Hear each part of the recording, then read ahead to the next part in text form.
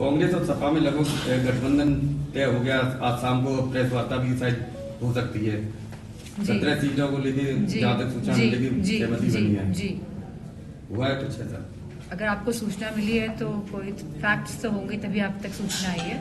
नहीं, 2-3 सीटों को लेकर कुछ अभी, लेकिन अब आप पे सूचना आई है तो मैं समझती हूँ कि कोई ना कोई सच्चाई होगी इसमें।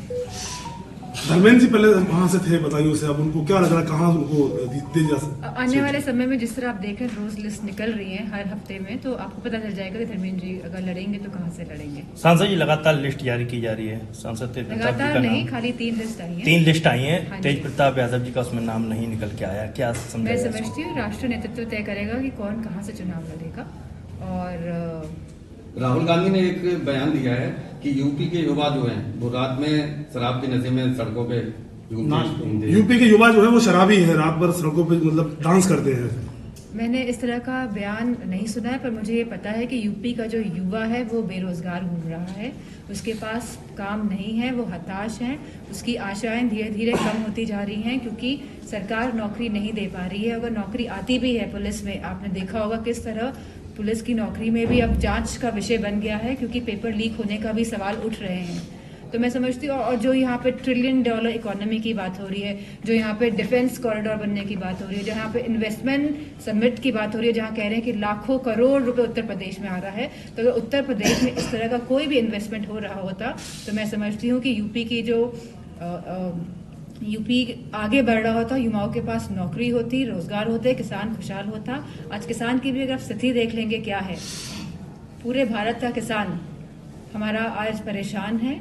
और जो राष्ट्रवाद की बात करते हैं, असली राष्ट्रवाद किसान और हमारा जवान है, और इन दोनों स्तंभों को इस सरकार ने बुरी तरह से हिलाने का काम किया है। आज मैनपुरी से बीजेपी से भारतीय जनता पार्टी में लखनऊ में शामिल हुए हैं, क्या इससे कोई पार्टी को कोई असर पड़ेगा? मैं नहीं समझती हूँ, क्योंकि शुरू से ही समाजवादी पार्टी के राष्ट्रीय अध्यक्ष जी का जो मूल जो फाउंडेशन थी वो थी पीडीए, और मुझे खुशी है कि आज अलायंस होने जा रहा है, और आप देखेंगे कि कितनी मजबूती के साथ ये अलायंस भाजपा का सामना करेगा, क्योंकि भाजपा हर फ्रंट में फेल नजर आ रही है।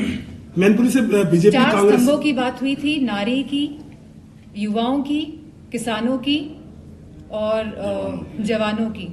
तो मैं समझती हूँ कोई भी खुश नहीं है, और स्पेशली जो ये अग्निवीर योजना लेके आए हैं, जहां हमारा गांव के किसान के बच्चे फौज में जाते थे, जहां अर्थव्यवस्था सही होती थी हमारे गांव की, तो उस सब को बर्बाद करने का काम अगर किसी ने किया है तो 10 साल की केंद्र की सरकार और लगभग 7 साल की उत्तर प्रदेश की सरकार ने किया है। केशव प्रसाद जी का नाम आ रहा है बीजेपी से, मैनपुरी से केशव प्रसाद जी का जो है नाम बताया जा रहा है लोकसभा चुनाव लड़ने के लिए। मुझे नहीं पता है। और सांसद जी किसान लगातार कांग्रेस ने पोस्टर जारी किया है जिसमें राहुल गांधी को श्री कृष्ण दिखाया गया और अजय राय को।